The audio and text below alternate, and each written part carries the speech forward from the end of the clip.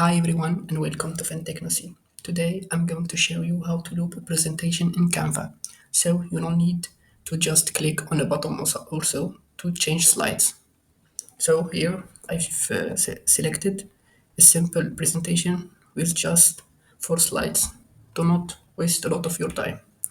So we need to click on present, then present here on full screen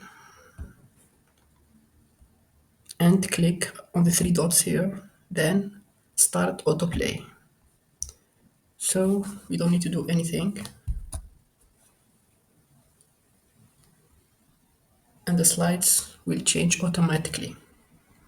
As we see, this is the first slide.